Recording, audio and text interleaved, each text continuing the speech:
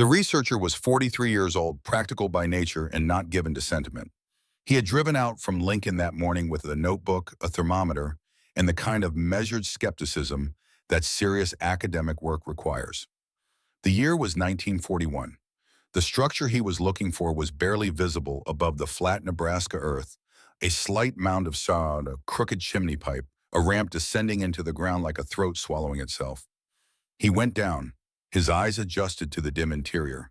Stone walls, a low ceiling of cottonwood beams solid after 58 years, a sleeping platform against the far wall, its wood worn smooth by decades of use, a firebox in the northwest corner, and from its opening a row of clay tiles disappeared into the earthen floor at a slight downward angle, traveling 14 feet toward a chimney shaft on the opposite side of the room.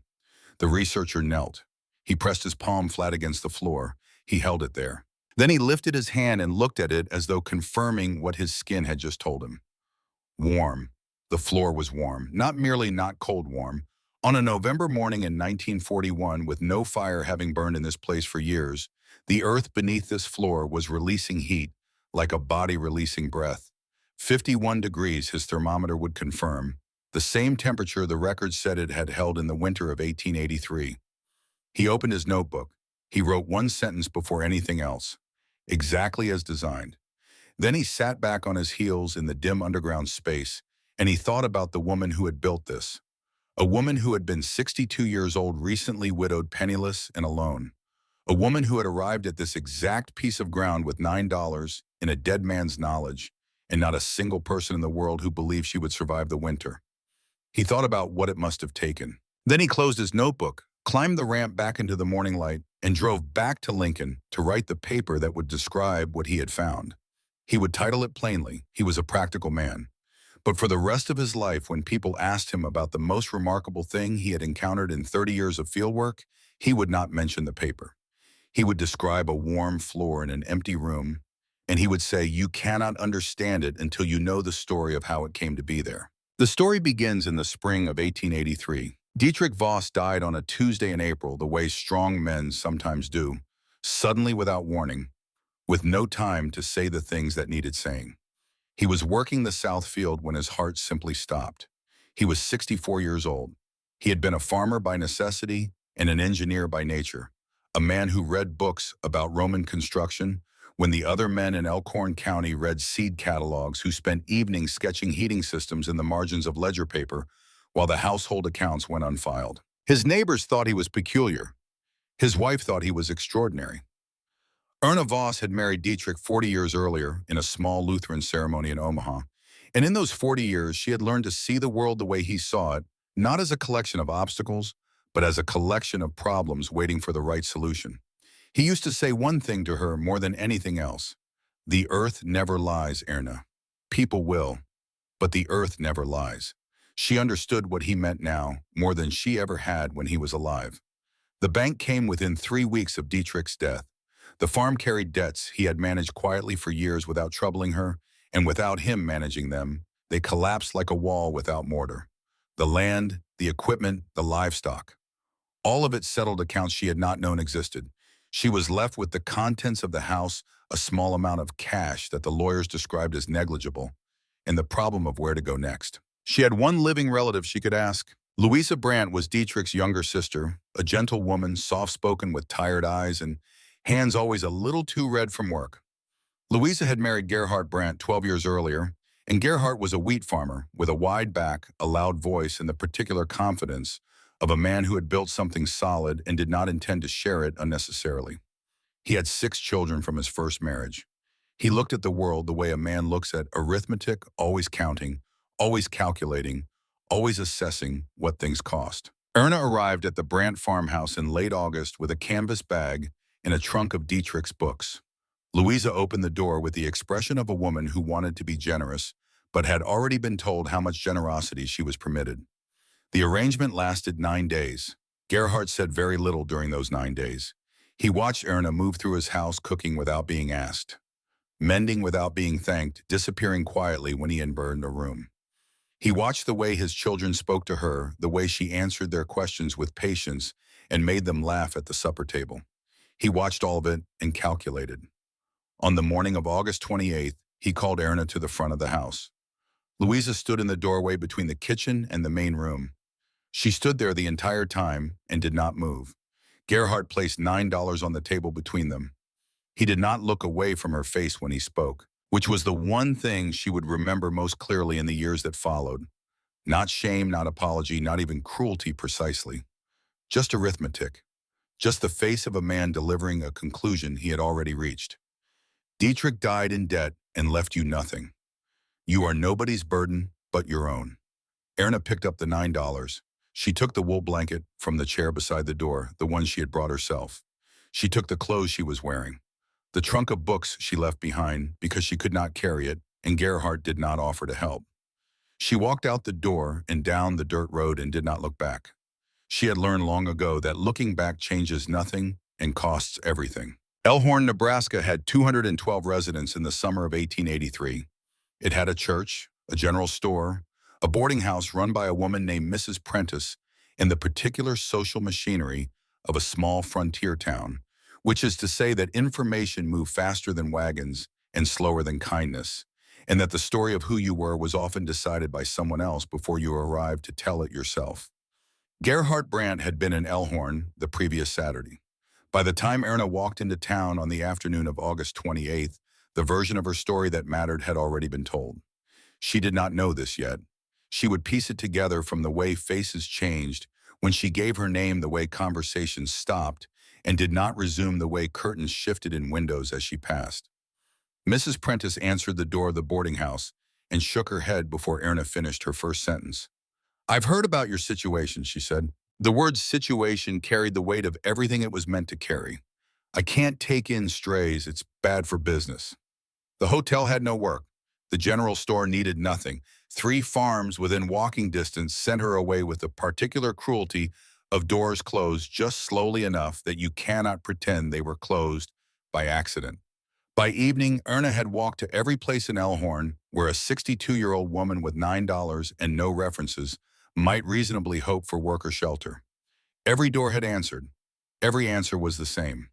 She sat on a fence post at the edge of town as the sun dropped toward the horizon and thought about what she had, which required very little time. $9, a wool blanket, the clothes on her back, and 40 years of listening to a man explain the world in terms of problems and solutions. She was exhausted. Her feet hurt. Her hands were shaking in a way that had nothing to do with cold.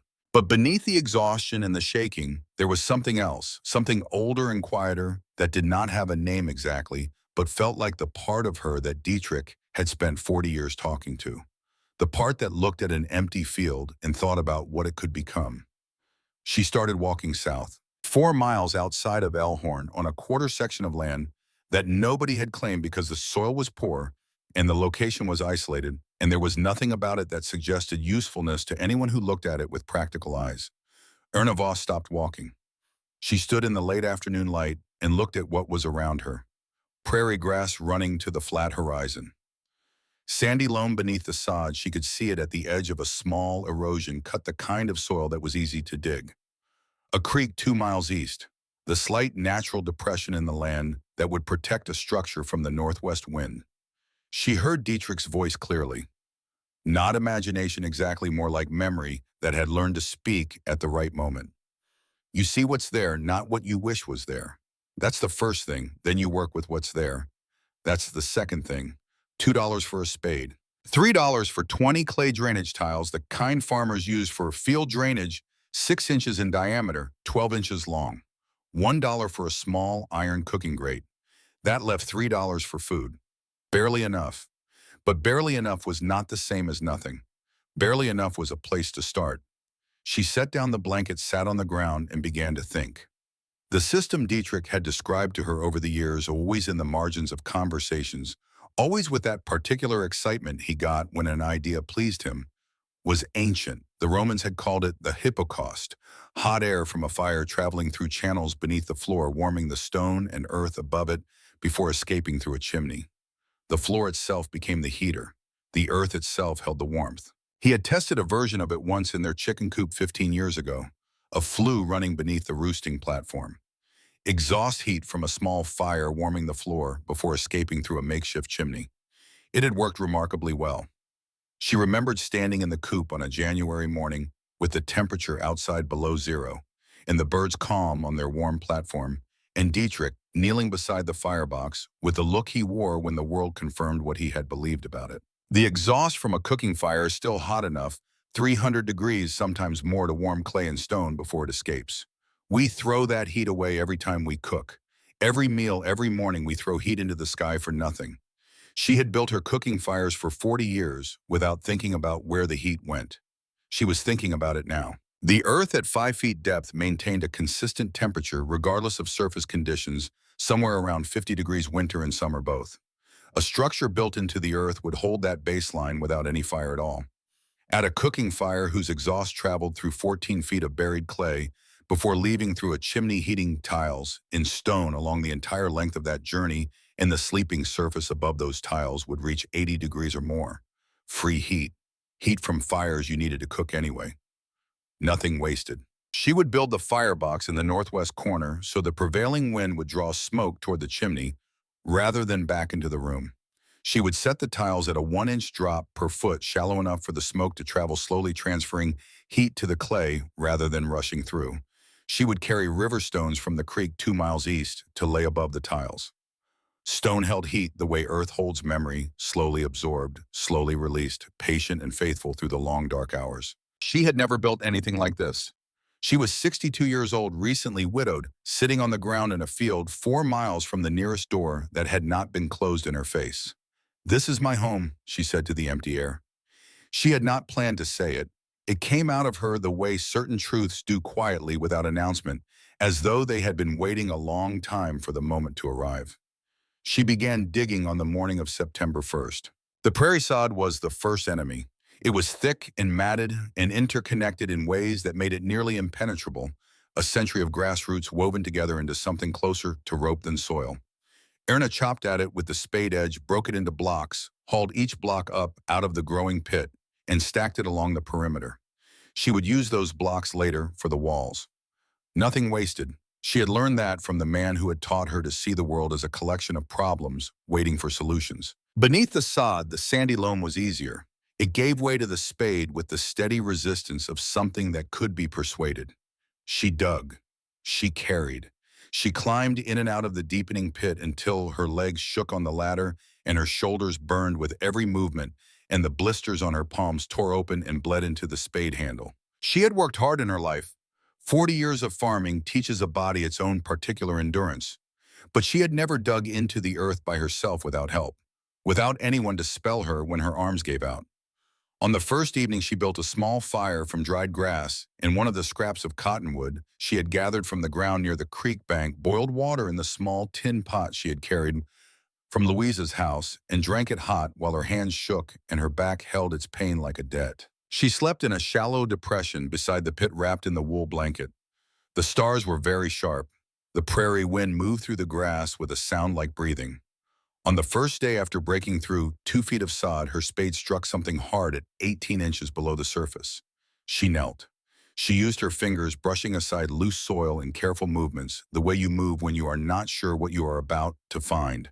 The object was small, metal, deliberately placed, a tin box, small, rusted, sealed with the rust of years. She pried it open with the edge of the spade.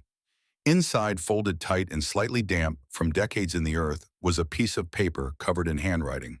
She recognized the handwriting before she could read a word of it. The tall, slanted letters, the way the lowercase g curled back on itself. The particular pressure of a pen held by a left-handed man who had learned to write right-handed and never fully resolved the tension between them. Dietrich's handwriting. Her husband had been here, on this exact piece of ground. He had buried something here and never told her about it. Her hands were trembling, and it was not from exhaustion. The ink had bled. The damp had done its work over time, and most of the words were illegible, bleeding into each other, washing into gray smears where the meaning used to be. She could make out individual letters in places, fragments of sentences in others, but nothing she could read as whole thought. The paper itself was fragile, threatening to tear at the edges where her fingers touched it. She set it on a flat stone in the afternoon sun where the light and air would reach it. She stared at it for a longer moment. What had Dietrich been planning? When had he come here? What had he meant to build on this ground that death had stolen the chance to build? She did not have answers. Not yet. The paper needed time she could not give it. She wrapped the tin box in a corner of her blanket to keep it dry, placed it where it would stay safe, and picked up the spade. Winter would not wait for answers. By the fifth day, she had not eaten in 2 days. The rabbit she had caught on day 3, 3 pounds, caught in the bent willow snare her husband had shown her how to make 30 years ago in a different life, was long finished. The wild turnips from the creek bank were bitter and fibrous and not enough to call food. Her body was failing in small specific ways, the gray edges at the corners of her vision. When she stood too quickly, the trembling in her hands that didn't stop even when they were warm, the way her knees had stopped being reliable. She was 62 years old and starving in an open field, and the nearest person who might care was 12 miles away and married to the man who had put her here. She set more snares. She waited. She dug. On the sixth morning, Sigrid Halve appeared. She was 71 years old, and she walked with a cottonwood cane in the unhurried certainty of someone who had survived the blizzard of 1873 and the grasshopper plague of 1874 and the drought years in between, and had concluded that the world's attempts to finish her were merely inconvenient. She lived alone in a sod house 3 miles from Erna's claim. She had heard the talk in Elhorn, the widow living in a hole in the ground. Most people were laughing. Sigrid was not. She walked to the edge of the pit and looked down. Erna looked up, a woman in her 60s with bloody rags wrapped around her hands, dirt on her face, hollow cheeks, and eyes that had stopped looking like the eyes of someone who expected rescue. "You're building floor heating," Sigrid said, not a question. "My husband described the principle. Hot exhaust through buried clay channels beneath a sleeping platform. The smoke heats the tile heats the earth heats the surface above it." Sigrid was quiet for a moment, looking at the clay tiles stacked under cloth near the wall of supplies. Then she looked at Erna with an expression that was not quite sympathy and not quite respect, but something in between the two. "Your husband spoke about this," she said finally, "at the Norwegian church social. Years ago, people thought he was a fool." She paused. "I didn't think he was a fool." She set the clay pot she had been carrying on the ground beside the pit. Porridge, still warm from her stove. Then she looked at the tile arrangement and shook her head. "Your joints are too wide. Clay mud won't hold if you don't mix sand 2 parts clay to 1 part sand. Let it cure 3 days before you run heat through it, or the whole thing cracks." Erna stared at her. "I'm old," Sigrid said. "Not useless. Eat the porridge. I'll come back Thursday." She turned and walked away across the prairie without looking back. Erna climbed out of the pit. She ate the porridge so fast she burned her tongue. It was the best thing she had tasted since April. Then she adjusted the tile joints exactly as Sigrid had instructed, remixed the mortar at the right ratio, and kept working. Sigrid would come back on Thursday, and the Thursday after that. She would bring small things, food 1 week, a candle the next, a length of cloth for mending. She would inspect the work and correct what needed correcting. She would stay no longer than necessary and offer no comfort beyond the practical. But she would come back, and in the particular arithmetic of Erna's situation, that counted as everything. The pit deepened through September. 1 foot, 2 feet, 3. The pit became a trench. The trench became a room. Erna hauled earth and cut sod blocks and built walls and shaped a roof from cottonwood poles dragged from a collapsed fence a mile east. She carried river stones from the creek in a cloth sack across her shoulders, 20 trips, 300 pounds total, her shoulders burning on every return uphill, her legs threatening to give out on the slopes. She built the entrance as a sloped ramp descending into the pit, a natural cold trap where frigid air would settle and pool at the bottom rather than flowing into the living space. She built the firebox with flat creek stones positioned so that the opening faced into the clay channel, and every draft of air from the fire would push smoke down into the tile system rather than into the room. She sealed every joint in the clay channel with the 2-to-1 mortar smoothed and tamped and allowed to cure 3 full days as Sigrid had instructed. The town came to look in early October. Mrs. Prentice organized it the way she organized most things that kept Elhorn's social machinery turning smoothly. She mentioned at the general store that someone ought to check on that poor Voss woman, and within an hour 5 people were walking out to the claim, bringing nothing, offering nothing, wearing the particular expression that passes for Christian concern in a small town when curiosity is the actual motive. They stood at the entrance ramp and peered down.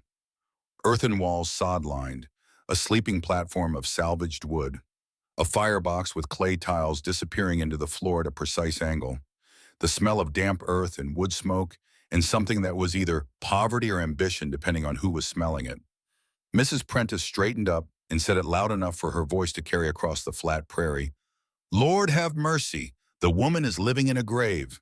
The name spread through Elhorn by evening. Some people called it Voss's Folly. Others just called it the grave. A boy from the general store rode out on a horse 3 days later to inform Erna that Mr. Whitfield had marked the location on the map he kept behind the counter, marked it with her name and a small cross beside it, like a headstone for someone not yet dead. Erna did not respond to this information. She had sod blocks to stack. She found Flint on the 12th of October. She had gone to Elhorn's rubbish dump east of town to scavenge for nails and wire, both useful, both free, both available in the discarded machinery of a town that threw away more than it realized. The dump was where Elhorn sent its broken things. And on the edge of a heap of rusted cans, a dog was lying. Brown and gray medium build, one ear standing and one folded over. Thin enough that his ribs made their own argument. He had been there long enough to stop expecting anyone to come back for him, but not long enough to stop watching. He looked at Erna. She looked at him. "I can barely feed myself," she said. He thumped his tail once against the frozen ground. She walked away. He followed, limping on his left front leg, moving with the determination of an animal that had decided something without consulting her. She walked faster.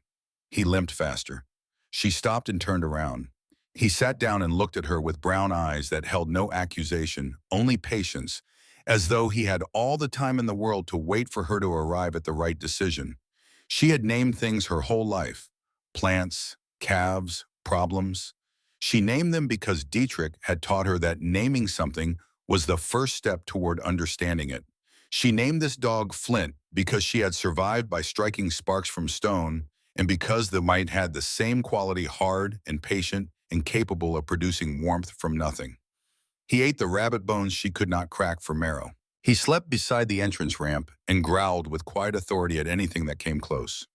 On the first night, he lay down beside the firebox and released a sigh of such absolute contentment that Erna laughed. The sound startled her, coming out of her mouth unexpectedly louder than she had intended. She had not heard her own laughter in weeks, maybe longer. Flint looked up at the sound, thumped his tail, and put his head back down. Tobias Krell appeared in mid-October with a set of iron brackets he claimed were surplus from the forge. He was 19 years old, Swedish by heritage, with shoulders already wider than most grown men's, and a habit of looking at structural problems with the same focused attention that older men reserved for weather. He said very little. He installed the brackets, checked the chimney connection, tested the draft by holding a burning twist of grass near the firebox opening and watching the smoke pull inward rather than drift into the room. He worked quietly and precisely, and when he was finished, he stood at the entrance ramp and said what needed saying without decoration. "The floor is warm. It works." "I know it works," Erna said. "I'm telling you that it's good. You should hear someone say it." He walked away across the prairie. Erna watched him go. She thought about Dietrich, who had said things plainly and meant them completely. She thought about the 40 years of a marriage in which someone had looked at what she built and called it good. She went back inside and built a small fire, 3 pieces of wood, nothing more, and sat on the sleeping platform as the tiles warmed beneath her, as the stored heat of the day rose through river stone and earthen fill and gapped cottonwood boards and reached her without asking anything in return. The temperature outside that evening was 32 degrees. Inside the dugout, with no fire burning, the air held at 50. With a cooking fire warming the tile channel, the sleeping platform would reach 70 or 75 within an hour. She was warmer than any house in Elhorn. Not one person in that town knew it. Then Gerhardt came. She was splitting kindling behind the dugout, working through the rhythm of it, the lift, the angle, the controlled force of the maul, when she saw him crossing the prairie from the direction of town. She recognized the walk before the face. That particular deliberate stride, no wasted motion, arms at his sides. She set down the maul and waited.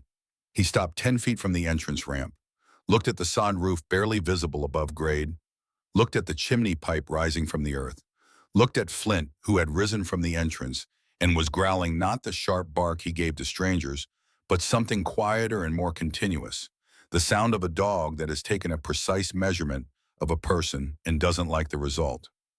"I hear you're squatting on unclaimed land," Gerhardt said. "It is unclaimed." I checked. A 62-year-old woman cannot file a legal claim.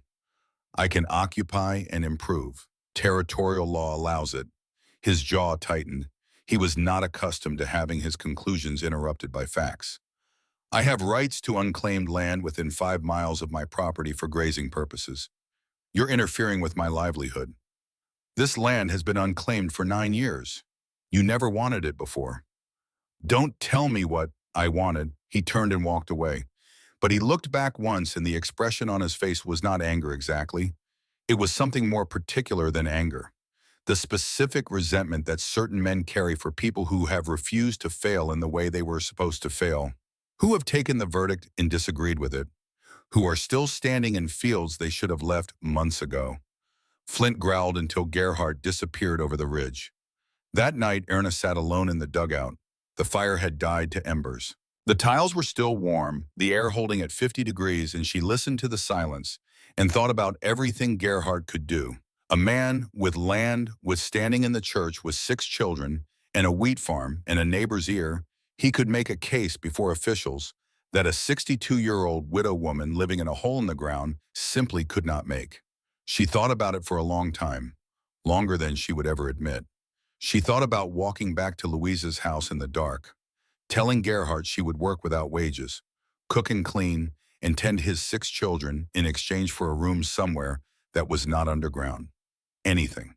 Just to have walls that other people recognized as walls, and a ceiling that other people recognized as shelter, and the quiet certainty that tomorrow would not be the day the ground gave way beneath her. She could feel the pull of it, the warmth of giving up. Surrender has its own particular comfort. Stop digging. Stop calculating. Stop pretending that a 62-year-old woman with $9 and a dead husband's sketches could build something that 200 people had already decided was impossible. She thought about this for a long time in the quiet warmth of the dugout. The candle guttered in a draft.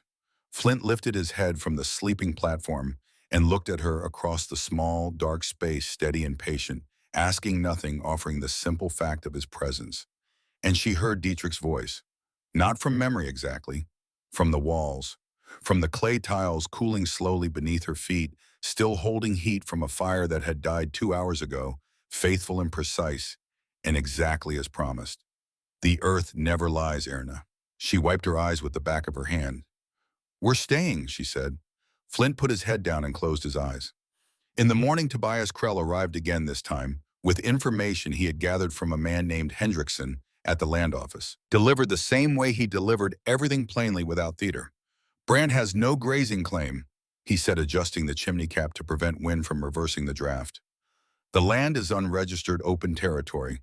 As long as you are actively improving it, you hold squatters' rights under territorial law. He cannot force you off." "He'll try." "Let him." Tobias checked the tile joints for cracks, each one in sequence, the way a craftsman checks his work, not because he doubts it, but because care is its own form of respect. "You have a dugout, a heating system, winter turnips in the ground. That's improvement under the statute. That's legally defensible." Erna looked at him. He was 19 years old, and already he carried himself like someone who understood that the world rewards people who know the rules and prepare accordingly. "My father lost land in Sweden," Tobias said, "to a man who lied about boundary lines. I learned what my father should have known before it mattered." He finished checking the joints. He stood. He looked at the sleeping platform, at the tiles at the chimney. He looked at Erna. "It's good work," he said again. "Someone should keep telling you that." He left. The prairie was wet and flat and cold. The sky above it was the color of pewter. And somewhere beneath the frozen earth, heat was traveling through 14 feet of clay, patient and steady and faithful, exactly as a dead man had designed it to do, years before he knew his wife would need it. Erna Voss stood at the entrance of the place she had built and looked out at the land that was not yet hers by law, but was already hers by effort, by survival, by the particular claim that people make on the world when they refuse to leave it. She went back inside. She built a fire. She thought about the tin box sitting on the shelf above the sleeping platform, the paper inside it still drying, still holding whatever Dietrich had needed her to know. It would tell her its secrets when it was ready. She had learned patience from the same man who had taught her about heat. She could wait. The dugout was finished by the last week of September. 5 feet deep, 14 feet long, 10 feet wide, 140 square feet of underground space carved out of Nebraska earth by the hands of one 62-year-old woman over the course of 4 weeks. The walls were lined with the sod blocks she had cut from the surface, stacked tight and plumb, insulating the interior the way a body insulates its own core. The roof was cottonwood poles laid across the width covered with prairie grass and a final layer of sod that from above made the structure nearly invisible, just a slight rise in the earth with a crooked chimney pipe and a ramp descending into the ground. Erna stood inside it on the morning it was finished and turned in a slow circle. It was not beautiful. It did not resemble any room she had lived in during the 40 years of her marriage. The ceiling was low enough that she could touch it with her palm. The light came from a single narrow opening at the top of the entrance ramp, and in the afternoon it moved across the earthen floor in a single pale stripe. The smell was damp soil and cottonwood, and the faint mineral sharpness of clay mortar curing in the walls. But it was hers. Every inch of it was the result of her own hands and her own reasoning, and the knowledge Dietrich had given her across 40 years of evenings when other men were reading seed catalogs and he was sketching heating systems in the margins of ledger paper. She built a fire on the morning of the 18th of October. 3 small pieces of wood, nothing more. She knelt beside the firebox and watched the smoke enter the clay channel at the opening, pulled inward by the draft she had calculated, beginning its 14-foot journey through buried tile toward the chimney on the opposite wall. She walked to the chimney. She held her palm near the exit opening. Hot exhaust moved against her skin. Not warm, hot. The smoke had traveled the full length of the channel, given up its heat to the clay along the way, and was still carrying enough thermal energy to feel against her hand at the far end. The draft was working exactly as Dietrich had described it. The system was whole. 2 hours later, she climbed onto the sleeping platform and pressed her palm flat against the cottonwood boards. She held it there. Warm. Not merely not cold, warm the way a stone holds warmth after an afternoon in the sun, radiating upward from the river rocks beneath the platform, conducted through 8 inches of compacted earth, through the stone layer, through the gapped boards. 80 degrees, perhaps more. Free heat. Heat from a fire she needed to cook her morning meal anyway. Heat that every household in Elkhorn threw into the sky every morning without thinking about where it went. She lay down on the warm boards and pressed her cheek against the wood and closed her eyes. For the first time in 7 weeks, she was warm, without burning fuel she could not afford. The simple arithmetic of it settled into her the way warmth settles into cold hands slowly and completely, until she could not tell where the warmth ended and the relief began. She whispered something that was not quite a prayer and not quite a conversation. It was the particular address that grief invents when it needs somewhere to send the things it cannot hold alone. Thank you, Dietrich. Flint jumped onto the platform beside her, turned 3 circles in the way dogs do when they are performing a ritual older than memory, and collapsed with a groan of such absolute satisfaction that Erna laughed again. The same surprised sound that had escaped her the first night she brought him home. He opened one eye at the sound, thumped his tail twice against the warm boards, and went to sleep. Outside, the Nebraska sky was moving toward November. The temperature at night was dropping below freezing. In Elkhorn, families were stacking wood and checking mortar around their stovepipes and debating whether the winter would be mild or severe. They were doing all the things that people do when they trust the structures they already know. Inside the dugout, 4 miles out of town, a woman and a dog were warm. The difference between what the people of Elkhorn understood about cold and what Erna understood about it was 14 feet of buried clay tile. It was a gap that would not close until the winter forced it open. November brought the inspector. Gerhard had filed his complaint with the county land office in October, as Erna had known he would. He was a methodical man and he believed in official channels when official channels served his purposes. The complaint alleged that an elderly widow woman was unlawfully occupying and potentially endangering herself on unclaimed territorial land, and that the situation represented a public welfare concern requiring formal evaluation. Inspector Hale arrived on horseback on the 10th of December. He was 43 years old, wore a county badge on his wool coat, and had the efficient manner of a man who had evaluated many marginal situations and resolved them without sentiment. He had seen the complaint. He had formed a preliminary conclusion before dismounting from his horse. He tied the horse to the stake Tobias had driven beside the entrance ramp. He looked at the mound of sod that was the dugout roof. He looked at the chimney pipe. He looked at the entrance ramp descending into the ground and shook his head once. The small, private gesture of a man who believes the outcome is already written. He descended the ramp. His eyes adjusted to the dim interior. He saw the earthen walls plumb and tight, the cottonwood roof beams solid and properly spaced, the sleeping platform with its gapped boards, the firebox in the northwest corner with clay tiles disappearing into the floor at a precise angle, the chimney shaft rising clean through the earth. The curtained cigarette had hung across the entrance, the candle on the stone shelf, the date on the sleeping platform watching him with brown eyes that held complete calm and no welcome. The air was warm. That was the first thing he noticed, and it was the thing he had not expected. Warmer than the land office where he worked. Warmer than his own parlor on most December mornings. He asked the necessary questions. Erna answered them the way she answered everything without decoration. She was 62 years old. She was living alone in an underground structure on unclaimed land. She had excavated 5 feet, installed 140 square feet of living space, built a functioning heating system, and planted winter turnips. Inspector Hale looked at the tiles.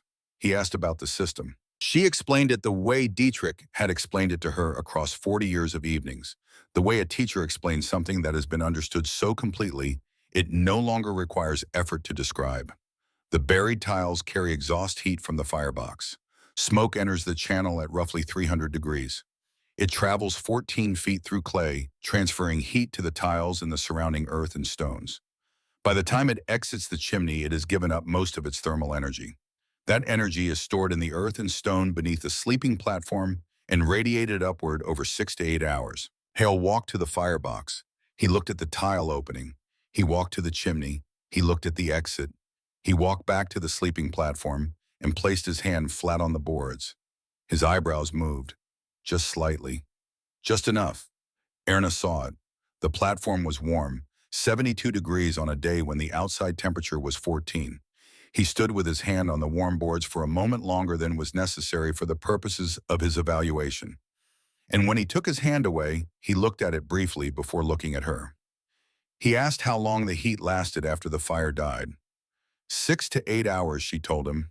The river stones beneath the platform store thermal energy and release it gradually.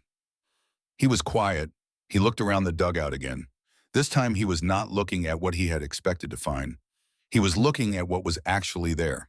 He asked about the baseline temperature without any fire. 50 degrees, she said. Earth insulation at 5 feet depth maintains that temperature regardless of surface conditions. It does not change between July and January. The earth at that depth has its own memory of warmth, and it keeps it. Hale wrote something in his notebook. He closed it. He looked at Erna with the expression of a man who has arrived at a situation he did not prepare for and is deciding how to account for it honestly. He would file his report, he said.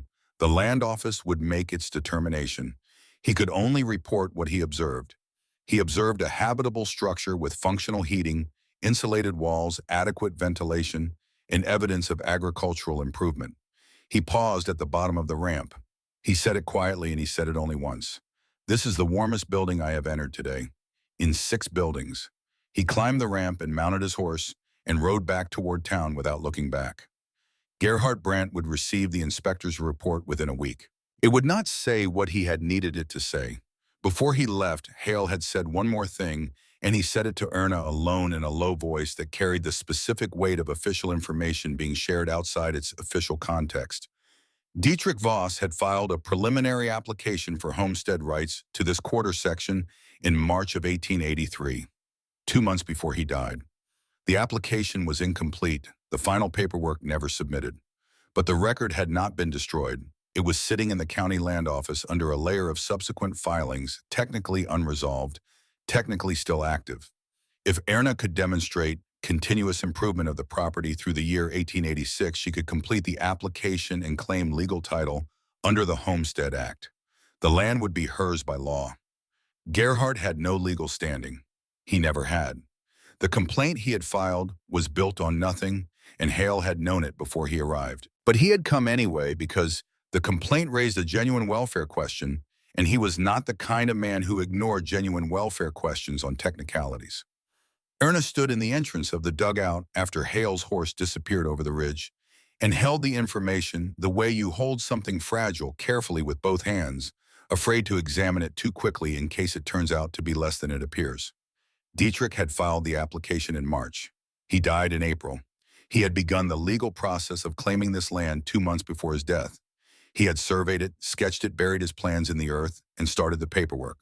He had been building toward this place from multiple directions simultaneously, the way he built everything with the thorough patience of a man who understood that lasting structures require preparation at every level. He had not told her. Perhaps he meant it as a gift revealed when the paperwork was complete. Perhaps he simply ran out of time. Perhaps some things are completed by the people left behind. Erna went inside. She sat on the warm sleeping platform with Flint beside her and did not speak for a long time. The evening of December 12th was cold and clear. The temperature outside had dropped to 18 degrees by the time Erna built her cooking fire. She made her meal and ate it on the sleeping platform with the candle lit on its stone shelf and the curtains Sigrid had brought moving gently in the draft from the entrance ramp. The tiles beneath her were warming toward their peak temperature. Flint was asleep against her side. She reached for the tin box on the shelf above the platform. 3 months had passed since she had found it in the earth on the first day of digging. 3 months of drying, of slow stabilization of the damp, releasing its grip on old paper left too long in the ground. She had held it up to the light many times during those months, trying to read what the bleeding ink would reveal. Most of it had remained illegible, fragments only, the shape of letters without their meaning. But tonight the light was steady and the candle flame was calm, and she held the paper at the angle that the light best reached and began to read. The ink had not fully recovered. Some words were still lost, washed into the paper and gone. But enough had survived. Enough had come back through the slow patience of air and time to show her what Dietrich had written. She read it once. Then she read it again. Then she sat very still for a long time with the paper on her lap and her hands open, and the warm floor beneath her, and the cold Nebraska night pressing against the earth above her head from every direction, and she understood. He had not simply designed a heating system. He had designed this specific heating system for this specific piece of ground, measured and calculated and adjusted for the exact soil composition beneath her feet, the exact distance to the creek, the exact orientation required to use the prevailing northwest wind for chimney draft. Every angle in the system she had built was the angle he had written down. Every dimension was his dimension. The 1-inch drop per foot in the tile channel, the northwest placement of the firebox, the 14-foot run, the river stone layer. She had not built something new. She had built something Dietrich had already designed from memory, using the knowledge he had given her across 40 years of evenings when she had not known she was being taught. He had buried these plans in the earth of this specific quarter section because he had stood on this ground and believed in it. He had surveyed the soil depth and the drainage and the water table and the wind patterns. He had calculated what could be built here and what it would take and what it would become. He had filed the homestead application. He had bought the tiles in his mind and calculated the watt and believed the money could be found. He had planned to come back here with her. He had planned to stand on this ground with Erna and say, I found us a quiet place, a warm place, a place where we don't have to depend on anyone for anything that the earth can give us freely. He had not come back, but he had sent her, without knowing it, without intending it. Through 40 years of patient instruction, he had given her everything she needed to follow the map he left in the ground. She had walked to this piece of earth because it was the only unclaimed land within walking distance of Elhorn, and it turned out that the man who had known her completely had already decided it was exactly where she should be. She was not building something new. She was finishing what he had started. The paper shook slightly in her hands. She pressed it against her chest and wept. Not from grief exactly, though grief was part of it. From the particular feeling that arrives when you understand that love does not end when the person who carried it stops breathing. It changes form. It becomes knowledge. It becomes the angle of a tile channel and the ratio of clay to sand and mortar and the placement of a firebox in a northwest corner. It becomes a warm floor in an underground room. It becomes the reason you are still alive. Flint pushed his nose against her hand. She put her palm on his head and felt the warmth of him, the solid skull beneath the fur. And she sat like that for a long time in the warm underground room that her husband had dreamed of, while the Nebraska night went dark above the earth and the stars came out cold and sharp over the flat prairie. She would tell no one what the letter said. It was not a secret she kept from shame or from strategy. It was simply too large to explain to people who had not known Dietrich, who had not spent 40 years learning to hear the world the way he heard it. Some things are not diminished by being kept. They are protected. She folded the paper carefully and put it back in the tin box and set the box in its place on the shelf above the sleeping platform. Sigrid came on the second Thursday of December and did not bring porridge. She brought news instead delivered from the entrance ramp because her knees would not allow the descent that day. Gerhard Brandt had received Inspector Hale's report. The report had not given him what he wanted. He had gone to Pastor Drummond. He had written another letter to the county. He had told anyone who would listen that an elderly woman living alone underground was a public hazard and a moral embarrassment to the community. The community had mostly listened and mostly agreed with the parts that were comfortable and mostly done nothing. Inspector Hale had filed his report as he said he would. The report noted a habitable structure, a functioning heating system, evidence of agricultural improvement, and a claimant exercising her territorial rights under applicable law. The report did not recommend removal. Gerhardt was not finished. He would not be finished. But for now, the official machinery had run in the direction of fact rather than in the direction of what he wanted, and that would have to hold. Sigrid studied Erna from the entrance ramp with the focused attention of a woman who has lived 7 decades and learned to read people the way farmers read weather. Make sure everything is sound, she said. Make sure the heating works without fault. When the hard cold comes, and it is coming, you need the system to be beyond question. She stood leaning on her cane and looked out across the flat, gray December prairie. It is coming soon, she said. I can feel it in the way the air sits. Not the normal December cold. Something larger. She left. Erna went back inside and checked every tile joint, every stone layer, every seal between the firebox and the channel opening. She checked the chimney draft with a twist of dried grass held near the firebox opening. The smoke pulled inward and down without hesitation. The system was sound. Louisa came on the afternoon of December 12th while Erna was splitting kindling. She crossed the prairie from the direction of town with that characteristic walk, the one that carried 40 years of bracing for the next difficulty, arms wrapped around herself against the cold. She stopped 6 feet from the entrance ramp. She looked older than she had in August. The skin beneath her eyes was bruised with the particular exhaustion of a household that is held together by effort rather than ease. Her coat was the same one she had worn to her own wedding. She said Gerhardt needed help through the winter. The children were young and the hired man had quit in November. She said there was a back bedroom. She said regular meals. She said Erna would be part of the family again. The word family fell between them in the cold air and did not land well. Erna said she had a home. Louisa looked at the dugout entrance, at the chimney pipe, at the neat stack of split wood along the south wall of the structure, at all of it assembled as evidence she had not expected to find. She said surviving in a hole was not the same as living. Erna said the dugout maintained 50 degrees without any fire. She said the sleeping platform held 70 degrees after cooking. She said she was warmer than anyone in Louisa's house right now. Louisa's mouth tightened. She said Erna had made her point. She said everyone knew she could survive. She said come back before something happened that could not be undone. Erna looked at her, at the woman who had stood in the doorway between the kitchen and the main room on August 28th and not moved, who had heard the argument and lost it before it fully began, who had handed over $9 with shaking hands and said, "Fine work in Elhorn," as though that were a thing a 62-year-old widow woman without references could simply do. She said Dietrich wanted her to be free. She said this is what free looks like. Louisa stood in the cold for a moment. Then she nodded once, a small motion that carried the weight of something she would not put into words, and turned and walked back across the prairie toward town without looking back. Erna watched her until she was a small point against the gray horizon. Then she went inside and built a small fire and sat on the warm platform with Flint's head in her lap and did not cry. She had finished crying over people who chose the easier path, but the silence in the dugout afterward had a different weight to it than before. Heavier. The candle on the stone shelf seemed dimmer, though it was the same candle it had always been.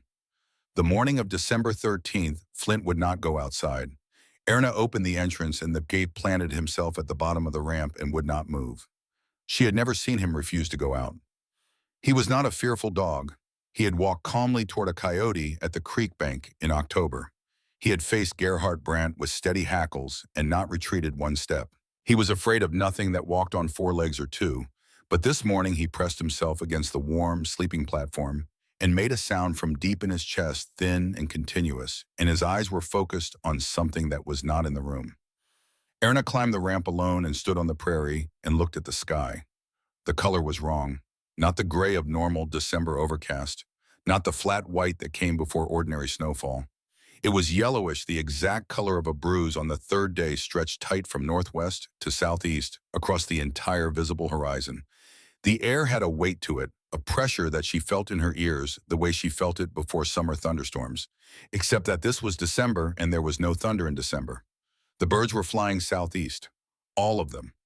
Not in the scattered patterns of winter foraging, but in deliberate, tight lines moving fast and low and without stopping, as though something behind them on the horizon was already visible to them and they had decided not to wait. She remembered what Sigrid had told her about the blizzard of 1873. The animals knew before the people. The cattle turned their backs to the northwest and refused to eat. The dogs went under the porches and would not come out for any calling. The old Norwegian families who had come from countries where winter was a serious thing read these signs and survived. The newer families, the ones who trusted thermometers and calendars over instinct, died in their houses with full wood piles because they waited too long to prepare. Erna went back inside. She checked her food, enough for 5 days if she was careful. She checked her wood, 2 weeks of fuel at normal burning. She checked the tile joints and the chimney draft and the entrance seal. She filled both water containers from the creek, 2 trips of 30 minutes each, knowing that if the storm came, the creek would be unreachable. Then she walked to town. The walk took 90 minutes. She went to the general store first where people gathered in the mornings. Mr. Whitfield was behind the counter. The same man who had marked Voss's Folly on his wall map with a cross like a grave marker. She said there was a storm coming. A serious one. She said the animals were reading the signs wrong, or rather reading them correctly, and that people should prepare. Extra wood inside, water stored, livestock in the barn. Whitfield looked at her over his spectacles. He turned to the 2 men standing near the stove and said the Voss woman was predicting blizzards now. He said first she was an engineer, now she was a weather prophet. The 2 men smiled. Erna left and went to the doctor's office. Dr. Merritt was a practical man from Ohio who believed in thermometers and evidence and very little else. She told him that the barometric pressure appeared to be dropping, that the animal behavior was consistent with a major pressure system approaching from the northwest. He said animals do not predict weather. He said barometric pressure was not something readable from a yellow sky. He said go home, it was December in Nebraska, and cold weather was not a catastrophe. She went to the church. Pastor Drummond was preparing his Sunday sermon. He listened with the patient expression of a man who believes he is being kind by not interrupting. He said only God knows the weather. He said if a storm was coming, they would trust in mercy. He said he suggested prayer rather than panic. She said she was not panicking, she was warning. She said there was a difference. She tried 3 more houses. The Hendersons told her to go home. The Markhams said they had survived 20 Nebraska winters without advice from a woman who lived in a hole. At the last house, 2 of the young men who had been among those placing wagers on the date of her death were sitting on the porch. One of them called out to the other when he saw her coming. He said something about the mole woman being out of her burrow and scared of sunshine. Erna said there was a storm coming and they should prepare. The young man said the only storm around was her going door to door telling people the sky was falling. He laughed. His friend laughed. She walked away. She stopped at one more house. Aldous Finch was 78 years old and had been on the Nebraska frontier since before the territory was a state. He was sitting on his porch in a rocking chair with a wool blanket across his knees despite the cold, which was itself a kind of statement. His eyes were the pale blue of water that has been frozen so long it has forgotten being liquid. His hands gripped the rocker arms with knuckles swollen by 50 years of hard work. Erna stood on the bottom step of his porch and said she believed a severe blizzard was approaching possibly that night, and that he should consider coming to town or coming to her dugout, which was warm and protected and underground where the wind could not reach it. Aldous looked at her for a long moment. Then he said he had survived 50 Nebraska winters. He said he had survived the grasshopper plague of 1874 and the drought of 1864 and the blizzard of 1873 when men half his age froze solid in their barns. He said he had buried 2 wives and 3 horses and was still sitting on this porch. He said he would survive whatever December sent. Erna said this storm might be different. He said every storm was different and he was still here. She stood on his porch step and thought about arguing. About describing the color of the sky, the angle of the birds, the behavior of the dog, the pressure in her ears. About telling him that the blizzard of 1873 had killed people exactly like him, people whose certainty was the last warm thing they felt. But Aldous Finch was not a man who could be persuaded by Erna Voss. He had made his survival into the central fact of his identity, and he would rather maintain the identity than accept help from someone he considered beneath his consideration. Some certainties cannot be argued with. They can only be survived or not. She said if he changed his mind, her dugout was 4 miles southwest near the rock outcrop. She said he was welcome any time. He said nothing. She left. The walk back to the dugout took 2 hours. The wind had shifted. It was coming from the northwest now, steady and cold, and carrying something inside it that was not quite snow, but was the intention of snow, the promise of what was gathering over the horizon. She could feel it against the left side of her face working at the seams of her coat testing. She descended the ramp and sealed the entrance behind her as well as she could. She built the largest fire she had built since completing the system, 6 pieces of wood instead of her usual 4. She watched the smoke pull down into the tile channel, watched it disappear into the clay, and she counted the minutes until she could feel the heat beginning to move through the stones beneath the sleeping platform. Then she sat with her back against the earthen wall and Flint beside her, and she waited. She was not afraid. That surprised her somewhat, the absence of fear. She had been afraid many times in the past 4 months in ways she had not let herself name at the time.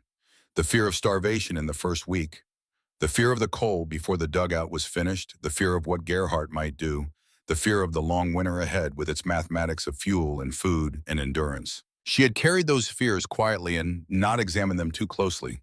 But tonight, sitting in her underground room with the warm floor beneath her and the sealed entrance above, and 4 months of careful preparation surrounding her on every side, she felt something she had not expected. She felt ready, not certain, not safe in any way that could be guaranteed. The storm that was coming would be what it was, and she could not know yet how serious that would be. But she had built the right thing in the right way, in the right place, and she had built it entirely on her own, and she had checked it and rechecked it, and she knew every joint and every stone and every inch of its 14-foot journey through the earth beneath her feet. Dietrich had given her this knowledge across 40 years of ordinary evenings, and she had carried it faithfully without knowing she was carrying it, and now it was the only thing standing between her and whatever the prairie was about to send. It was enough. It was exactly enough. She thought about the tin box on the shelf, about the letter inside it now folded carefully. The ink stabilized the words clear. About Dietrich standing on this piece of ground sometime in the winter or spring of 1883, pacing out the dimensions, measuring the soil depth, calculating the angles, and then kneeling in the cold Nebraska earth to bury his plans in a tin box for safekeeping. He had believed in this place before she had ever seen it. He had believed in her ability to find it and understand it and build what he had drawn, even if neither of them could have told you then exactly how that would happen. She said something then to the warm air of the dugout, to the earthen walls that held Dietrich's knowledge in their clay, to the tiles beneath her feet that were doing exactly what he had calculated they would do. She said, "I finished it. I finished what you started." Flint shifted beside her and put his chin on her knee and closed his eyes. Outside, the first snow began to fall. She could not see it from underground, but she could hear the particular silence that settles over the prairie when snow begins, the way the wind changes its voice, and she knew. She added one more piece of wood to the firebox. She watched the smoke enter the channel. She listened to the draft, that faint whisper of air moving through clay that had become as familiar to her as her own breathing, and she waited for the storm to show her what it was made of. The storm did not build, it arrived. One moment the wind was steady and cold and manageable, the kind of wind that Nebraska produced on ordinary December nights. The next moment, it was something else entirely, something that had no gradation between what it had been and what it became, like a door thrown open onto a room that should not exist. Erna heard it from 5 feet underground. She heard it the way you hear an explosion from the bottom of a well, a low, concussive roar that built in the first seconds and then did not stop building. That grew until it became a continuous living thing, pressing against the earth above her head from every direction simultaneously. The cottonwood roof beams vibrated. Fine particles of soil sifted down from between the sod layers in the ceiling.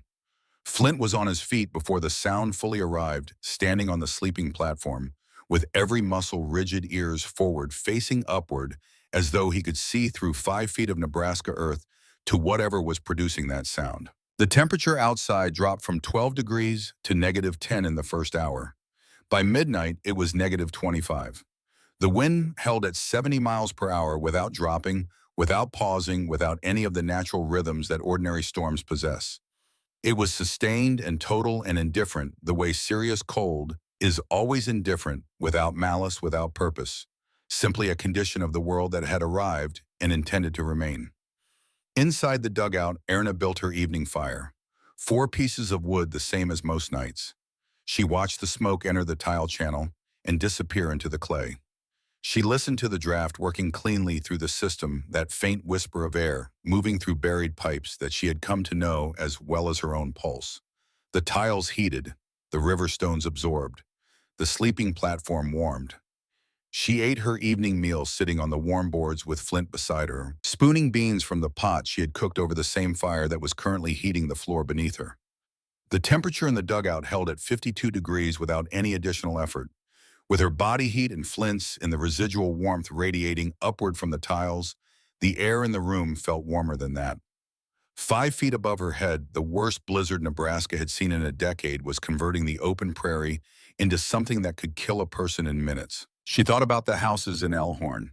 She thought about their wooden walls and their single-pane windows and their stoves that fought the cold rather than avoiding it, that threw their exhaust heat into the sky every morning and every evening and asked the fire to keep working harder to replace what had been thrown away. She thought about how a house like that behaves when the temperature outside reaches -25 and the wind finds every gap in the construction, every place where the caulking has dried and cracked, every space around the window frames where the cold can force itself through at 70 miles per hour and create drafts that no stove in Elkhorn was built to overcome. She thought about Aldous Finch in his rocking chair. She thought about him once, and then she set the thought aside because there was nothing to be done about it now, and because the mathematics of her own situation required her full attention. 2 weeks of wood for one person. If others came and she believed they would come, the calculation changed completely. She began doing the arithmetic in her head the way Dietrich had taught her to approach every problem, starting with what was known and working outward from there. The storm hit the Brandt household at full force within the first 2 hours. The house was well built by Elkhorn standards. Gerhard Brandt was not a careless man, and the structures he maintained reflected the same methodical attention he brought to everything else.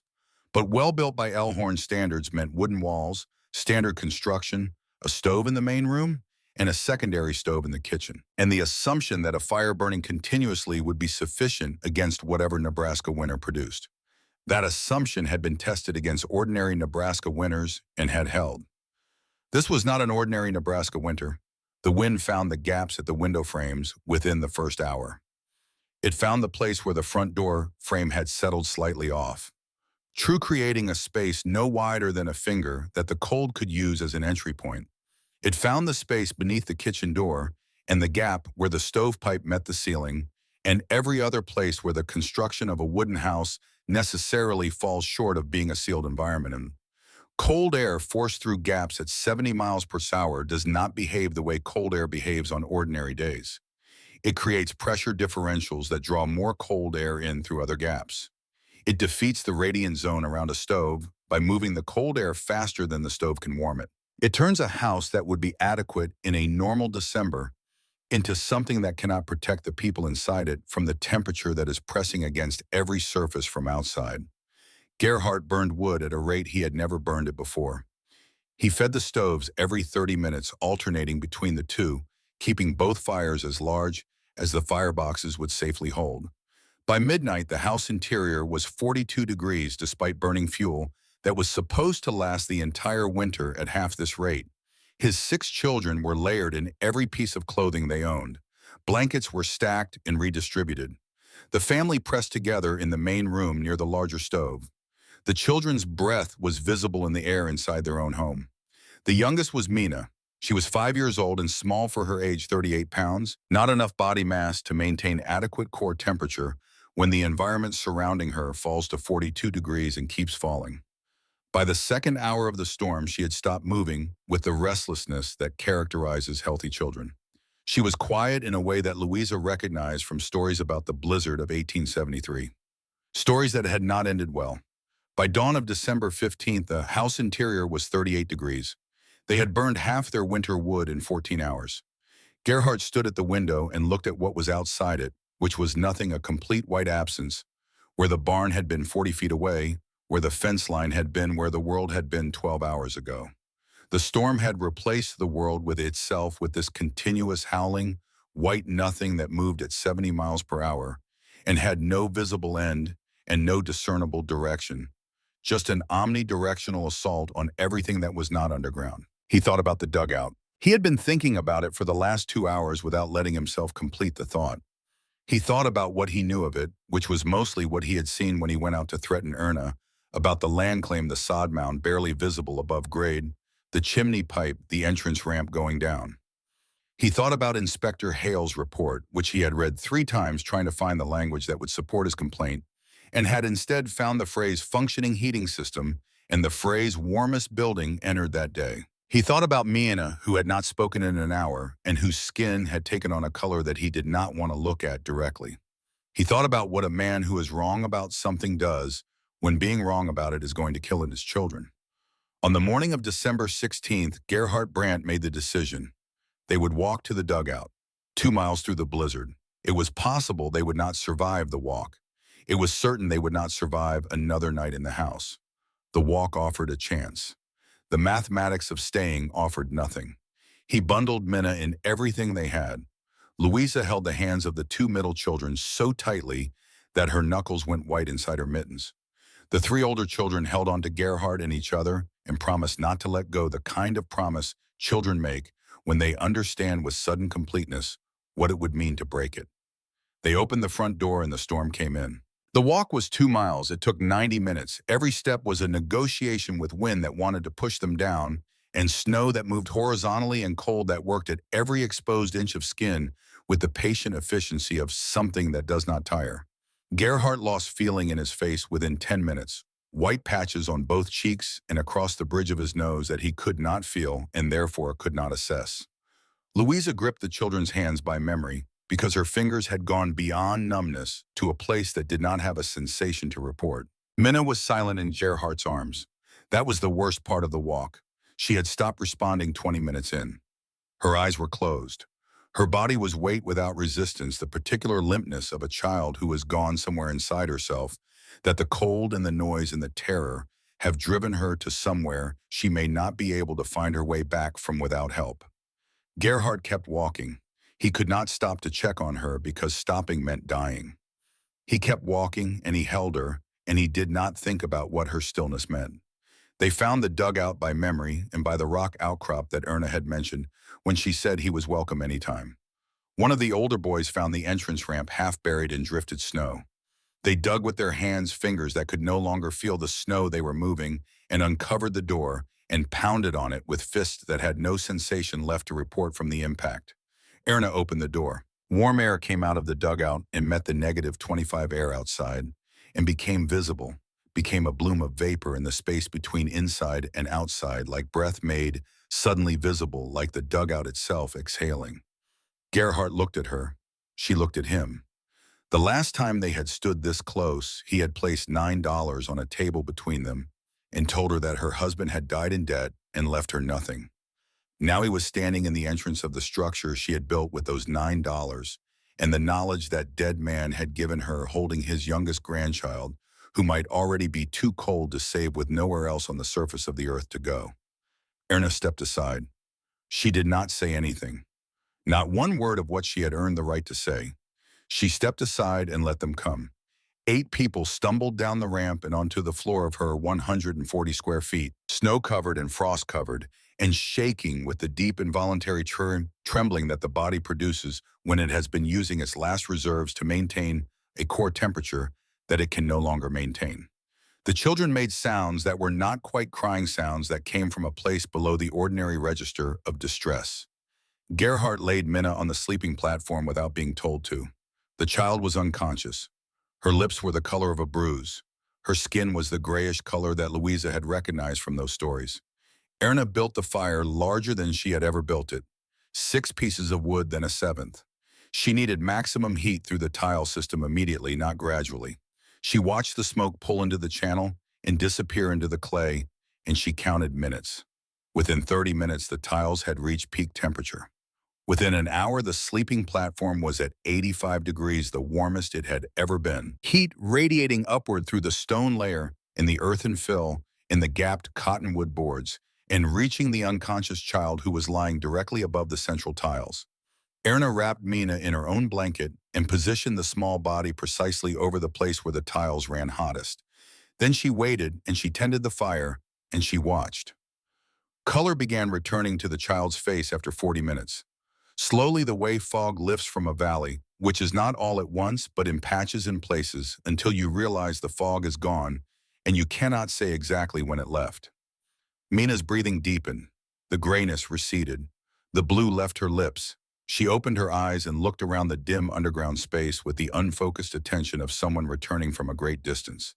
She looked at the earthen walls and the low ceiling and the candle on the stone shelf and the dog lying on the platform beside her. "It is warm," she said. Her voice was barely above a whisper, but it was there. It was present. It was the voice of a child who was coming back. "Yes," Erna said. "It is warm. Go back to sleep." Minna closed her eyes, then more pounding on the door. Mrs. Prentice and her husband, their 4-year-old son Emmett, in her husband's arms. Their roof had partially collapsed under the weight of accumulated snow drifting against the windward side. Emmett had been in the room when the ceiling came down. He was physically uninjured, but his eyes were open and focused on nothing, staring at a point somewhere beyond whatever room he was in, as though the sound of splitting timber and collapsing snow had sent him somewhere inside himself that he had not come back from. Mrs. Prentice stood at the top of the ramp looking down at Erna. Her lips were moving, but no sound was coming out. She looked at Erna with an expression that existed below the level where shame and embarrassment operate, in a place where a person understands in a single moment that the story they have been telling about someone else was wrong in every direction, wrong in its details, and wrong in its conclusions, and wrong in the confidence with which it was repeated to anyone who would listen. Erna opened the door wider. Pastor Drummond came next, his wife and 2 daughters behind him, the church windows having shattered inward on the north side when the wind found the weakness in the old glazing putty and made use of it. The pastor who had told Erna that only God knew the weather stood at the top of her entrance ramp in the middle of the worst storm of the decade and asked a 62-year-old woman who lived underground to save his family. Erna opened the door. The 2 young men who had laughed about the mole woman in her burrow came last alone. No family to shelter, just 2 18- and 19-year-olds who had believed their youth was a kind of protection and had discovered in the last 12 hours that it was not. One of them had frozen tears on his cheeks in white lines.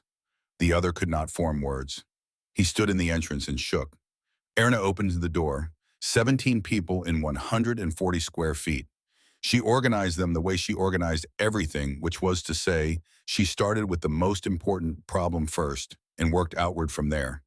The children went on the sleeping platform. 6 of them laid sideways, head to foot pressed together in the way that bodies pressed together generate more warmth than the sum of their individual outputs.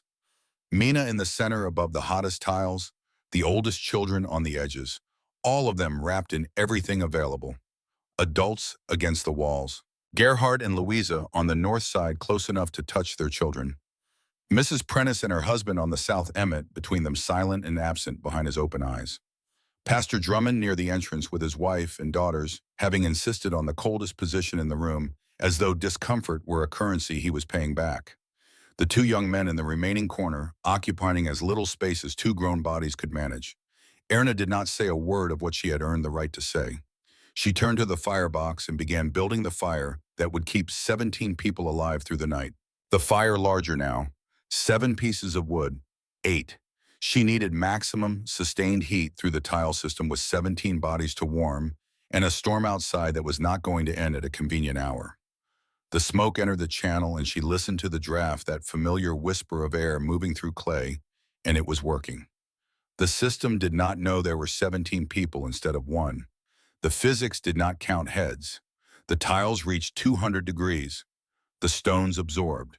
The platform temperature climbed. The dugout air rose from 50 degrees to 55 as 17 bodies added their heat to the system. It was enough. It was enough to stop the shivering, enough to keep blood moving to extremities, enough to hold the line against the cold that was pressing against the earth above them from every direction. Gerhardt sat against the north wall with his back straight and his frostbitten hands open on his knees and looked at the floor beneath him. He pressed his palm flat against the earthen floor and held it there and felt the heat radiating upward through the soil from the buried tiles beneath. He said nothing for a long time. Then he said quietly how this was possible. He said his house with a stove burning continuously had not held above 40 degrees. He said this dugout with a cooking fire was 55 and rising. He asked how. Erna was adjusting the fire. She did not look up.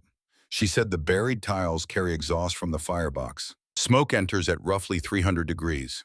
It travels 14 feet through clay, transferring heat to the tiles and the stone and the earth around them. By the time it exits the chimney, it has given up most of its energy. That energy is stored in the stone beneath the sleeping platform and radiated upward for 6 to 8 hours. She said his stove exhaust goes directly up the chimney and outside. She said hers travels 14 feet through clay first. She said during that journey, it transfers heat that his system throws away every time a fire burns. She said she was heating this space with waste energy, heat that every household in Elkhorn paid for in wood and then discarded into the sky. Gerhardt looked at the tiles visible at the firebox opening. He looked at the chimney exit in the opposite corner. He looked at his children on the warm sleeping platform there, shivering, subsiding, their breathing deepening towards sleep. He looked at Minna, color in her face now, chest rising and falling in the steady rhythm of a child who has come back from wherever the cold had taken her. He did not say anything else for a long time. Around midnight, Emmett spoke. Mrs. Prentice had been trying for hours, singing to him, talking to him, holding him. Nothing had crossed whatever distance the noise of the collapsing roof had created between him and the room he was in. He was 4 years old and he had gone somewhere that no adult voice could reach. Flint reached him. The dog had been lying near the sleeping platform since the refugees arrived, calm and watchful, moving only when someone stepped too close. He had not growled at anyone. Some instinct told him these people were not threats. They were wounded. Around midnight, he stood up and walked across the crowded floor to where Mrs. Prentice sat against the south wall with Emmett rigid in her lap. Flint pushed his nose gently against the boy's hand. Emmett did not respond. Flint pushed again, then laid his head on the child's lap, heavy and warm and patient.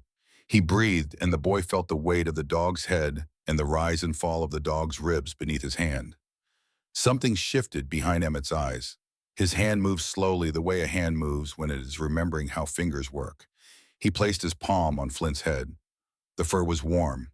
The skull beneath it was solid and real. Something alive and present and gentle, in a world that had spent the last 12 hours trying to tear itself apart. The boy whispered. He said, "Can I keep petting the dog?" Mrs. Prentice made a sound that was not a word, something older than language. Her arms tightened around her son, and she pressed her face into his hair, and her shoulders shook. In the dim underground space, every adult who was awake heard it. Something broke open in the room, some tension that had been held collectively since the first knock on the door, and the air in the dugout felt different after, as though the presence of one small voice asking a simple question had changed the pressure of everything. "Yes," Ernest said, "you can pet him as long as you want. His name is Flint," Flint the boy said. He moved his fingers through the fur, and Flint sighed that deep, bottomless and the boy's hand kept moving, and slowly the rigidity left his shoulders and his eyes focused on the dog's face and stayed there. He was coming back, one stroke at a time. Near dawn of the second day, Tobias Krell knocked on the door. He had spent the first night of the storm in the forge, the brick walls and the residual heat from the coals keeping him alive through the worst of it. In the morning, he had thought about Erna, alone in the dugout, and about Sigrid Halv, alone in her sod house 3 miles from town, sick, and without anyone to check on her, and he had put on everything he owned and gone out into it. He went to Sigrid first. The walk was 1 mile, and it nearly finished him. He followed the fence line with his bare hand against the wire post by post, the cold cutting through his gloves until the wall of the sod house appeared out of the white like something dreamed. Sigrid was inside wrapped in blankets beside a fire that had gone out hours before she heard him knock. The cold had moved through the walls of the sod house steadily, patiently the way water moves through stone, and she was conscious but barely too cold to stand, too weak to speak above a whisper. Her fingers would not uncurl from the blanket she was gripping. Tobias wrapped her in everything he could find in the sod house. He lifted her onto his back. He carried her out into the blizzard. 1 mile back to the fence line. 3 miles south to the rock outcrop. 4 miles total with a 71-year-old woman on the back of a 19-year-old blacksmith moving through a storm that had already killed people in Elhorn who would not be found until the snow melted in spring. He followed landmarks he had memorized on clear days and trusted his legs when landmarks failed him and did not stop. He knocked on the dugout door with a fist so numb he could not feel the wood. Erna opened the door. The warm air bloomed out into the white cold. There was Tobias Sigrid on his back, both of them sheathed in ice, both of them alive. 19 people now. Erna helped lower Sigrid onto the sleeping platform beside the Brandt children. The old woman was cold in the specific way that people are cold when they have been cold for many hours, cold that has settled into the deep tissues, cold that the body has accepted as its new condition. But her eyes were clear. That was what Erna looked at first. The eyes. They were clear. Tobias collapsed at the bottom of the ramp. Erna gave him water, and he sat with his back against the earthen wall and let the warmth of the room begin its work on him, methodical and patient, the way all warmth works when you give it time. Sigrid looked around the packed dugout from the sleeping platform. She looked at the children sleeping around her, at the adults against the walls, at Flint with his head on Emmett's lap, at Erna standing at the firebox adding wood with the focused attention of someone who understands that each decision about fuel is a decision about how long the warmth can last. She said it quietly and clearly in the voice she always used when she meant something completely. She said Erna had finished what Dietrich started. Erna did not answer. She placed another piece of wood in the firebox and watched the smoke enter the tiles. The same 14 feet, the same physics, the same patient transfer of heat from waste into warmth, from what would have been thrown away into what was keeping 19 people alive through the night.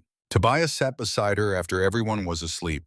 The fire settled into its steady rhythm. The storm continued above them, that muffled, continuous roar that the sleeping bodies had absorbed into their dreams. His hand found hers in the dark, and she did not pull away. They sat shoulder to shoulder against the earthen wall, not speaking, listening to 19 people breathe in the warm underground room, while the worst blizzard in a decade spent itself against 5 feet of Nebraska earth and accomplished nothing. Erna leaned her head against the wall and closed her eyes for a few minutes. Not sleep. Something adjacent to sleep, a brief suspension of vigilance just long enough to feel what it was to not carry everything alone. On the morning of the third day, the storm weakened. The roar above them softened from a scream to a moan. The pressure in Erna's ears eased. Flint, who had not approached the entrance ramp since the storm began, walked halfway up it and stood there with his ears forward, listening to something that was not the continuous assault it had been. Minna's fever, which had spiked during the second night, as her body processed the damage the cold had done, broke before dawn. Louisa felt the child's forehead, and the heat was gone. The sweat was drying. The small face was peaceful. Louisa said it quietly. She said the fever broke. She said Minna was through it. The words moved through the crowded dugout like something physical. People who had been holding breath for 3 days exhaled. Someone laughed. Someone else began to cry. The sounds mixed together in the warm underground air and became something that was neither laughter nor grief, but both at once the sound of people who have been on the edge of the worst thing and have come back from it, who have arrived on the other side and are only now beginning to understand where they have been. On the morning of December 17th, the storm ended. It did not fade gradually, it stopped. One moment the roar was there vibrating through the earth. The next moment, it was gone.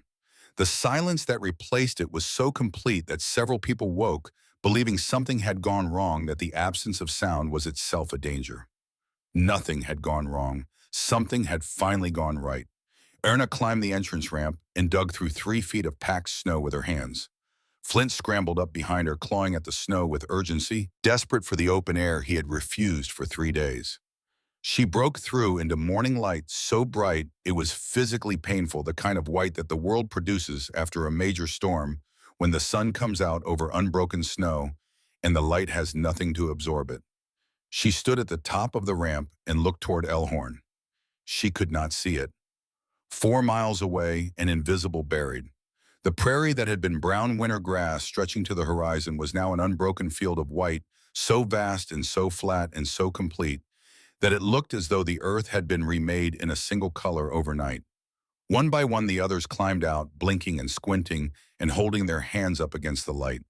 They stood in a ragged line on the snow-covered prairie and looked at what the storm had done to their world, and none of them spoke for a long time. Gerhardt was the first to move. He started walking toward town, breaking trail, through snow that reached his waist in places. Louisa followed with the children, Mrs. Prentice and her husband, Pastor Drummond and his family. The two young men, they walked in single file through the white world, following the trail Gerhardt broke, and they did not look back. The damage in Elhorn was severe. 3 houses had lost their roofs entirely. 7 more had structural damage. The church had lost every window on the north side. The general store porch had been torn from the building and deposited in pieces across Main Street. Livestock had died in barns that failed. 3 people had died. Margaret Weiss, 72, found in her bed on December 18th. Her house had held, but her stove had gone out during the second night, and she had not had the strength to relight it. She had covered herself with every blanket she owned and gone to sleep. The cold had taken her quietly. A bachelor farmer named Silas Kern, 44, found in his barn. He had gone out during the first night to check on his horses. The wind had turned him around. He made it to the barn but could not find his way back to the house. 30 yards. He died at 30 yards from his own front door, circling, walking in loops, blind in the white, 15 feet from safety. And Aldous Finch. The search party reached his house on the afternoon of December 18th, digging through the drift that had buried the structure to its roofline. He was in his rocking chair, blanket on his knees, eyes closed. The stove was cold. The woodpile beside it was full. He had not run out of fuel. His woodpile was full. At some point during the second night, he had stopped feeding the fire. Whether from exhaustion or confusion, or the particular surrender that arrives when a man who has survived everything finally encounters the thing that is larger than his certainty, no one could know. He had simply stopped, and the cold that had been waiting patiently on the other side of the walls had moved in. His hands were folded in his lap. His face was calm. He looked like a man who had sat down in his chair and closed his eyes to rest. Erna heard the news from Tobias, who had gone into town to help with the recovery efforts. She was sitting on the entrance ramp of the dugout with Flint beside her when he told her, and she sat very still for a moment and looked out at the snow-covered prairie and thought about pale blue eyes and a voice saying, "I have survived 50 Nebraska winters in the woodpile that had been full." Then she cried, not for long, not the sustained grief of losing someone close. A shorter and more specific grief for a man she had barely known, who died because he would not accept help from someone he had decided was beneath his consideration. Grief for the waste of it, a full woodpile, a cold stove, a man too proud to walk 4 miles to a warm floor. Sigrid, who was sitting in the entrance, wrapped in a borrowed blanket in the thin winter sun, put her hand on Erna's shoulder and said she had done what could be done. She said Erna had gone to his house. She had told him. She had left the invitation open. She said, carry the sadness if it needed carrying, but do not carry the blame. She said the blame did not belong to Erna, and taking it would only weigh down things that needed to move freely. Erna wiped her eyes. Flint put his head on her knee. The apologies came over the following days, each one in its own form, shaped by the particular character of the person delivering it. Pastor Drummond stood before his congregation on the first Sunday after the storm and said it plainly. He said he had told Erna Voss that only God knew the weather. He said he had used those words to avoid acknowledging that a woman he had dismissed understood something he did not. He said that was not faith. He said that was pride wearing the clothing of faith, which was the most dangerous kind of pride because it felt like virtue while it operated. He said he owed Erna Voss an apology delivered in the same public forum where his failure had occurred. The congregation was quiet. Some people nodded. Some looked at their hands. One of the young men, the 19-year-old who had made the joke about the mole woman scared of sunshine, found Erna at the general store 3 days after the storm. He stood in front of her with his hat in both hands and his eyes moving between her face and the floor. He said he had called her names. He said he had bet money on the date of her death and called it entertainment. He said he had made a joke out of a life that someone was fighting to keep. He looked up. He said she was the bravest person he had ever encountered in his life, and he was ashamed of what he had done, and he was sorry. Erna looked at him for a moment. He was 19 years old, barely past the age where a person understands the full weight of what they say and do, young enough that his shame was still new and still had the power to change him if he let it. She said, "Do not bet on people's lives anymore." She said that was enough. He nodded and walked away quickly, and she did not watch him go. Inspector Hale returned on the 22nd of December. He came without official announcement, tying his horse at the stake beside the entrance ramp and descending without preamble. He was carrying a document. It was a certificate of land improvement, formally recognizing Erna's claim to the quarter section under territorial squatters' rights and noting the homestead application filed by Dietrich Voss in March of 1883, now transferred to his widow under applicable law.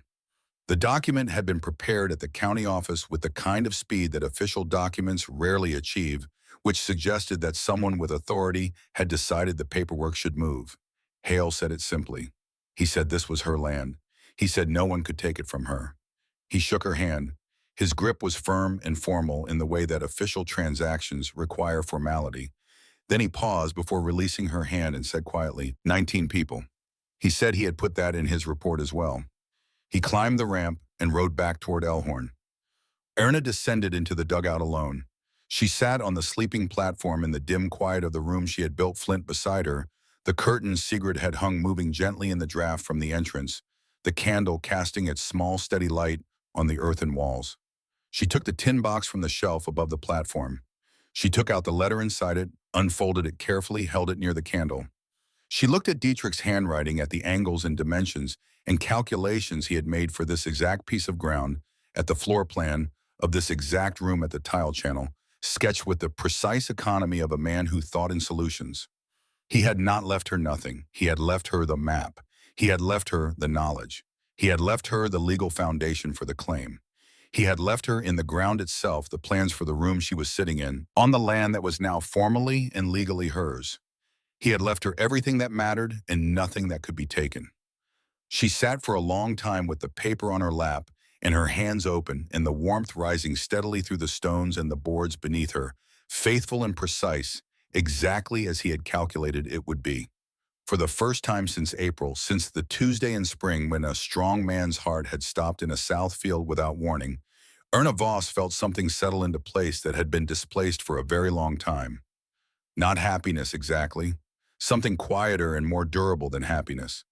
The feeling of a person who has been tested against a standard they did not set and has met it completely. She smiled. It was a small smile, private, not intended for anyone to see. Flint saw it anyway. He thumped his tail against the warm boards. Gerhardt came on Christmas Eve. He crossed the snow-covered prairie alone in the late afternoon.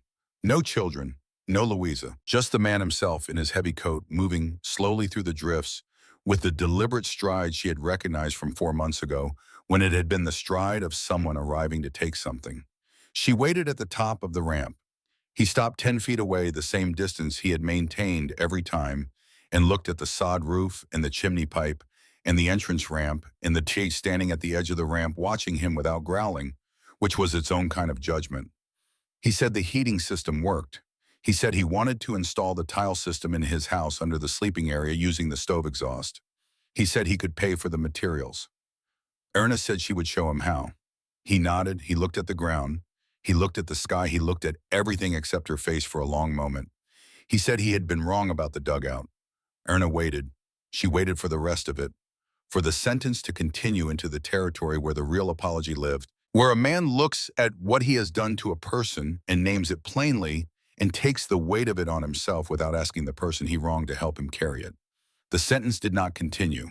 Gerhard Brandt was a man who could admit error about engineering because engineering existed in the world of facts, and facts could be acknowledged without cost. But admitting what he had done to Erna, setting a 62-year-old woman out in August with $9 and a blanket and a sentence designed to remove her dignity, along with her shelter that lived in a different territory. That required a kind of courage that was not available to every person who needed it.